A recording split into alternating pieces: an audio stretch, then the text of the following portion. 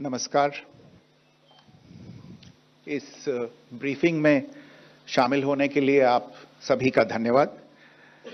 जैसा कि आप सभी जानते हैं, 22 अप्रैल 2025 को लश्कर-ए-तैयबा से संबंधित पाकिस्तानी और पाकिस्तान प्रशिक्षित आतंकवादियों ने भारत में जम्मू और कश्मीर के पहलगाम में भारतीय पर्यटकों पर बर्बरतापूर्ण हमला किया। 25 भारतीयों और एक नेपाली नागरिक को कायरतापूर्ण मौत के घाट उतार दिया गया। मुंबई के 26 नवंबर 2008 के हमलों के बाद यह भारत में हुई किसी आतंकवादी हमले में मारे गए आम नागरिकों की संख्या की दृष्टि से सबसे गंभीर घटना है।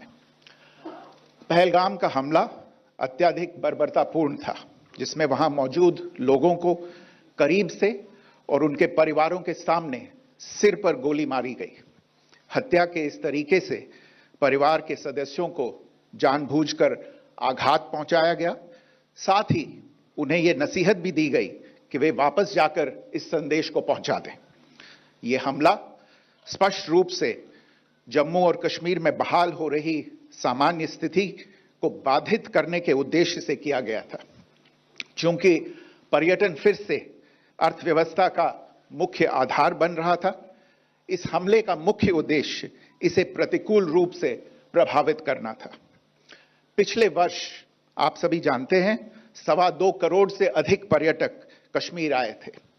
इस हमले का मुख्य उद्देश्य इसलिए संभवतः यह था कि इस संघ राज्य क्षेत्र में विकास और प्रगति को नुकसान पहुंचाकर इसे पिछड़ा बनाए रखा जाए और पाकिस्तान से लगातार होने वाले सीमा पार आतंकवाद के लिए उपजाऊ जमीन बनाने में सहायता की जाए। हमले का यह तरीका जम्मू और कश्मीर और शेष राष्ट्र दोनों में सांप्रदायिक दंगे भड़काने के उद्देश्य से भी प्रेरित था। इसका श्रेय सरकार और भारत के सभी नागरिकों को दिया जाना चाहिए कि इन प्रयासों को विफल कर दिया गया। एक समूह ने खुद को रेजिस्टेंस फ्रंट TRF कहते हुए इस हमले की जिम्मेदारी ली है। यह समूह संयुक्त राष्ट्र द्वारा प्रतिबंधित पाकिस्तानी आतंकवादी समूह लश्कर-ए-तैयबा से जुड़ा हुआ है। यह उल्लेखनीय है कि भारत ने मई और नवंबर 2024 में संयुक्त राष्ट्र की 1267 कमेटी की सैंक्शंस मॉनिटरिंग टीम को अर्धवार्षिक रिपोर्ट प्रस्तुत की थी, जिसमें TRF के बारे में साफ इनपुट दिए गए थे। इससे पाकिस्तान स्थित आतंकवादी समूहों के लिए कवर के रूप में TRF की भूमिका सामने आई थी। इससे पहले भी दिसंबर 2023 में भारत ने इस टीम को लश्कर-ए-तैयबा और जैश-ए-मोहम्मद के बारे में सूचित किया था, जो TRF जैसे छोटे आतंकवादी समूहों के माध्यम से अपनी गतिविधियों को संचालित कर रहे हैं। इस संबंध में 25 अप्रैल को UN सिक्योरिटी काउंसिल प्रेस वक्तव्य में TRF के संदर्भ को हटाने के लिए पाकिस्तान के दबाव पर भी ध्यान दिया जाना चाहिए। पहलगाम आतंकवादी हमले की जांच से पाकिस्तान के साथ आतंकवादियों के संपर्क उजागर हुए हैं। रेजिस्टेंस फ्रंट द्वारा किए गए दावे और लश्कर-ए-तैयबा से ज्ञात सोशल मीडिया हैंडल द्वारा इसको रीपोस्ट किया जाना इसकी पुष्टि करता है। चश्मदीद गवाहों और विभिन्न जांच एजेंसियों को उपलब्ध अन्य सूचनाओं के आधार पर हमलावरों की पहचान भी हुई है। हमारी इंटेलिजेंस ने इस टीम के योजनाकारों और उनके समर्थकों की जानकारी जुटाई है। इस हमले की रूपरेखा भारत में सीमा पार आतंकवाद को अंजाम देने के पाकिस्तान के लंबे ट्रैक रिकॉर्ड से भी जुड़ी हुई है, जिसके लिखित और स्पष्ट दस्तावेज उपलब्ध हैं। पाकिस्तान दुनिया भर में आतंकवादियों के लिए एक शरण स्थल के रूप में पहचान बना चुका है।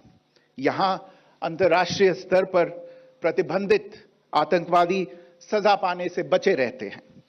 इसके अलावा पाकिस्तान ने इस मुद्दे पर विश्व और फाइनेंशियल एक्शन टास्क फोर्स जैसे अंतर्राष्ट्रीय मंचों को जानबूझकर गुमराह करने के लिए भी जाना जाता है। साजिद मीर का मामला, जिसमें इस आतंकवादी को पाकिस्तान ने मृत घोषित कर दिया था और फिर अंतर्राष्ट्रीय दबाव के परिणाम स्वरूप वो जीवित पाया गया, इसका सबसे स्पष्ट उदाहरण है। यह स्वाभाविक है कि पहलगाम में हुए इस हमले से जम्मू और कश्मीर के साथ साथ भारत के अन्य भागों में भी आक्रोश देखा गया। हमलों के बाद भारत सरकार ने स्वाभाविक रूप से पाकिस्तान के साथ संबंधों को लेकर कुछ कदम उठाए। आप सभी उन निर्णयों से अवगत हैं जिसकी घोषणा 23 अप्रैल को की गई थी। तथापि यह आवश्यक समझा गया कि 22 अप्रैल के हमले के अपराधियों और उनके योजनाकारों को न्याय के कटघरे में लाया जाए। हमलों के एक पखवाड़े के बाद भी पाकिस्तान द्वारा अपने क्षेत्र या अपने नियंत्रण वाले क्षेत्रों में आतंकवादियों की इंफ्रास्ट्रक्चर के विरुद्ध कार्रवाई करने के लिए कोई स्पष्ट कदम नहीं उठाया गया है। उल्टे वो इनकार करने और आरोप लगाने में ही लिप्त रहा है। पाकिस्तान आधारित आतंकवादी मॉड्यूल्स पर हमारी खुफिया निगरानी ने संकेत दिया है कि भारत के विरुद्ध आगे भी हमले हो सकते हैं। अतः इनको रोकना और इनसे निपटना दोनों को बेहद आवश्यक समझा गया। आज सुबह, जैसा कि आपको ज्ञात होगा, भारत ने इस तरह के सीमा पार हमलों का जवाब देने और उन्हें रोकने तथा उनका प्रतिरोध करने के अपने अधिकार का प्रयोग किया है। यह कार्रवाई नपीतुली, नॉन एस्केलेटरी, आनुपातिक और जिम्मेदारीपूर्ण है। यह आतंकवाद की इंफ्रास्ट्रक्चर को समाप्त करने और भारत में भेजे जाने वाले संभावित आतंकवादियों को अक्षम बनाने पर केंद्रित है। आपको यह भी स्मरण होगा कि 25 अप्रैल 2025 को संयुक्त राष्ट्र सुरक्षा परिषद ने पहलगाम आतंकवादी हमले पर एक प्रेस वक्तव्य जारी किया था, जिसमें आतंकवाद के इस निंदनीय कार्य के अपराधियों, आयोजकों, फाइनेंसरों और प्रायोजकों को जवाबदेह ठहराने और उन्हें न्याय के दायरे में लाने की आवश्यकता पर जोर दिया गया था। भारत की आज की इस कार्रवाई को इसी संदर्भ में देखा जाना चाहिए। Good morning. Thank you all for joining this briefing. As you are all aware, on April 22, 2025, Pakistani and Pakistan-trained terrorists belonging to the Lashkar-e-Taiba carried out a savage attack on Indian tourists at Pahalgam in Jammu and Kashmir in India. They murdered 26 people, including one national of Nepal, causing the largest number of civilian casualties in a terrorist attack in India since the 26 November 2008 attacks in Mumbai. The attack in Pahalgam was marked by extreme barbarity, with the victims mostly killed with headshots from close range and in front of their families. Family members were deliberately traumatized through the manner of the killing, accompanied by the exhortation that they should take back the message. The attack was clearly driven by the objective of undermining the normalcy returning to Jammu and Kashmir. In particular, it was designed to impact the mainstay of the economy, tourism, with a record 23 million tourists visiting the valley last year. The calculation presumably was that harming growth and development in the Union territory would help keep it backward and create fertile ground for continued cross-border terrorism from Pakistan.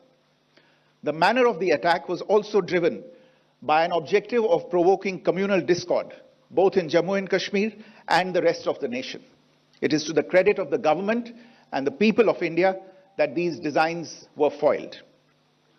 A group calling itself the Resistance Front has claimed responsibility for the attack. This group is a front for the UN-proscribed Pakistani terrorist group Lashkar-e-Taiba. It is notable that India had given inputs about the TRF in the half-yearly report to the monitoring team of the UN's 1267 Sanctions Committee in May and November 2024, bringing out its role as a cover for Pakistan-based terrorist groups. Earlier too, in December 2023, India had informed the monitoring team about Lashkar and Jaish-e-Mohammed operating through small terror groups such as the TRF. Pakistan's pressure to remove references to TRF in the April 25 UN Security Council press statement is notable in this regard. Investigations into the Pahalgam terror attack have brought out the communication notes of terrorists in and to Pakistan, the claims made by the Resistance Front and their reposting by known social media handles of the Lashkar-e-Taiba speak for themselves. Identification of the attackers based on eyewitness accounts as well as other information available to law enforcement agencies has also progressed. Our intelligence has developed an accurate picture of the planners and backers of this team. The features of this attack also tie in with Pakistan's long track record of perpetrating cross-border terror in India, which is well documented and beyond question. Pakistan also has a well-deserved reputation as a haven for terrorists from around the world, with internationally proscribed terrorists enjoying impunity there. In addition, Pakistan has been known to willfully mislead the world and international forums, such as the Financial Action Task Force, on this issue. The Sajid Mir case, in which this terrorist was declared dead and then, in response to international pressure, brought back to life, found alive and arrested, is the most glaring example. The latest attack in Pahalgam has understandably generated deep anger in Jammu and Kashmir and in other parts of India. Following the attacks, the government of India naturally responded with a set of initial measures relating to our engagement with Pakistan. You're all aware of the decisions that were announced on the 23rd of April. However, it was deemed essential that the perpetrators and planners of the 22nd April attack be brought to justice. Despite a fortnight having passed since the attacks, there has been no demonstrable step from Pakistan to take action against the terrorist infrastructure on its territory or on territory under its control. Instead, all it has indulged in are denials and allegations. Our intelligence monitoring of Pakistan-based terrorist modules indicated that further attacks against India were impending. There was thus a compulsion both to deter and to preempt. Earlier this morning, as you would be aware, India exercised its right to respond and preempt as well as deter more such cross-border attacks. These actions were measured, non-escalatory, proportionate, and responsible. They focused on dismantling the terrorist infrastructure and disabling terrorists likely to be sent across to India. You would also recall that the Security Council on 25th April 2025 had issued a press statement on the Pahalgam terror attack, underlining, and I quote, the need to hold perpetrators, organizers, financiers, and sponsors of this reprehensible act of terrorism accountable and bring them to justice, unquote. India's latest actions should be seen in this context. Joining me for this briefing on our actions earlier this morning are Colonel Sophia Qureshi and Wing Commander Vyomika Singh.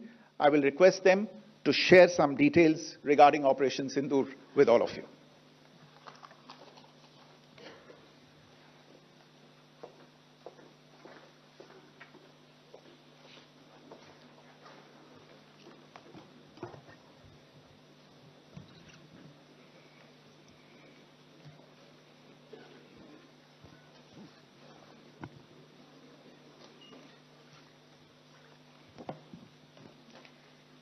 सुप्रभात देवियों और सज्जनों, मैं colonel Sophia Qureshi और मेरे साथ wing commander Vyomika Singh आज आपको 6 से 7 मई 2025 की रात 1:05 से 1:30 बजे के बीच भारतीय सशस्त्र बलों द्वारा अंजाम दिए गए ऑपरेशन सिंदूर के बारे में जानकारी देंगे।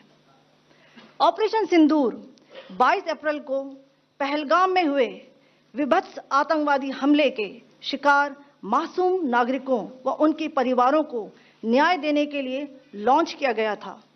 इस कार्रवाई में 9 टेररिस्ट कैंप्स को टारगेट किया गया और पूरी तरह से इसे बर्बाद किया गया। पाकिस्तान में पिछले 3 दशकों से टेरर इंफ्रास्ट्रक्चर का निर्माण हो रहा है। इसमें recruitment, indoctrination centres, training areas व लॉन्च पैड शामिल थे, जो पाकिस्तान और पाक अधिकृत जम्मू कश्मीर POJK दोनों में फैले हैं। Operation Sindoor was launched by Indian Armed Forces to deliver justice to the victims of Pahalgam terror attack and their families.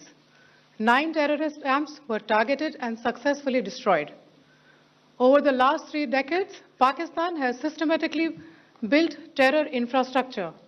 It is a complex web of recruitment and indoctrination centers, training areas for initial and refresher courses, and launch pads for handlers.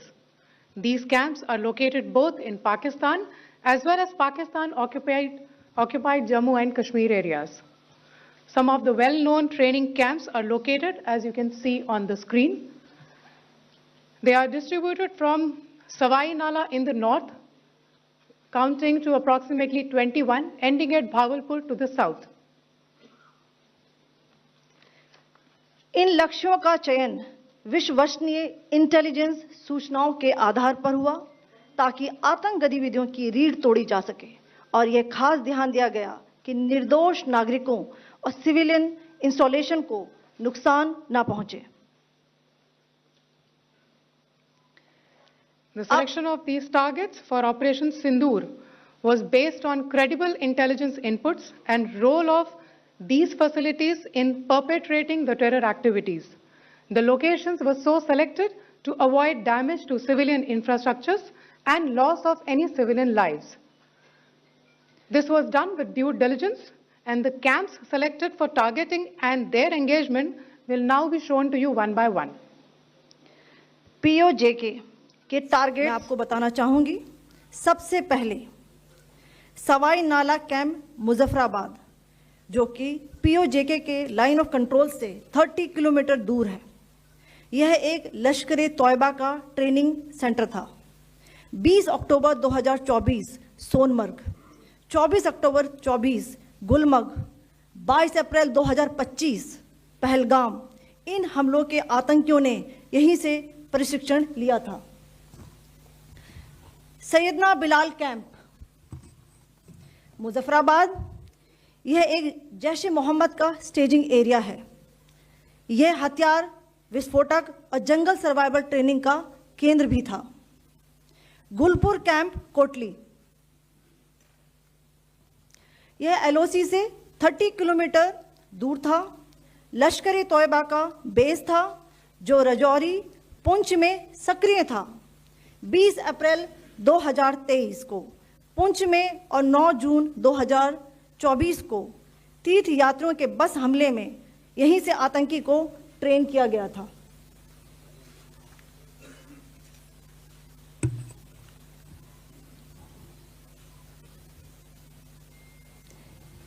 Barnala camp बिम्बर, यह LOC से 9 kilometre दूर है।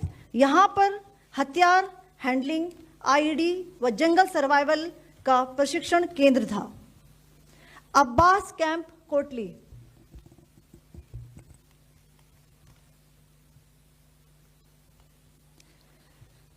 यह LOC से 13 kilometre दूर है। लश्कर-ए-तौयबा का फिदाइन यहां तैयार होता था। इसकी कैपेसिटी 15 टेररिस्ट को ट्रेन करने की थी।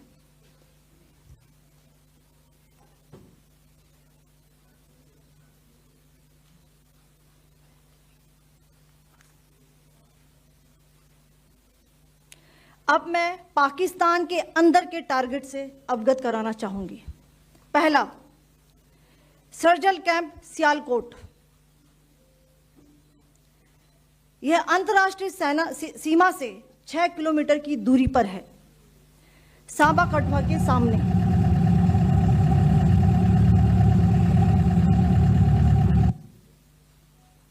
मार्च 2025 में जम्मू एंड कश्मीर पुलिस के 4 जवानों को की जो हत्या की गई थी, उन आतंकवादियों को इसी जगह पर ट्रेन किया गया था।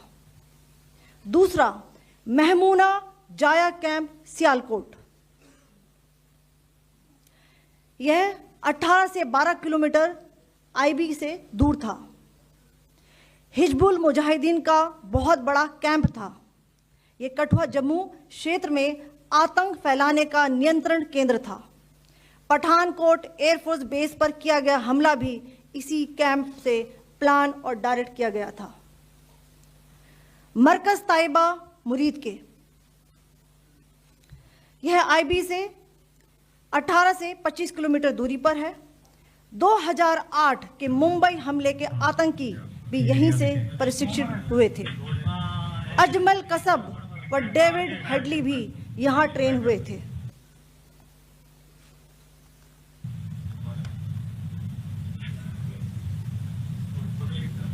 आगे दूसरा आया।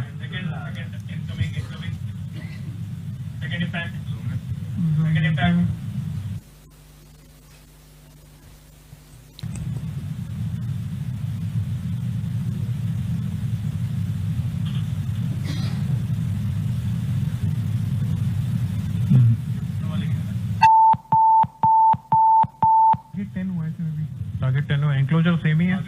7 it is hit the target. हाँ हाँ।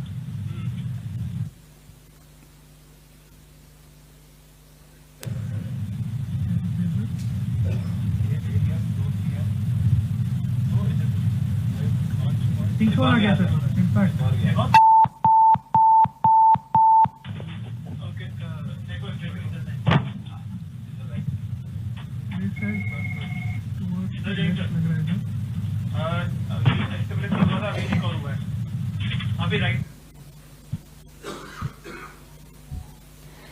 मरकज सुभान अल्लाह भावलपुर, ये इंटरनेशनल बाउंड्री से 100 किलोमीटर दूर है।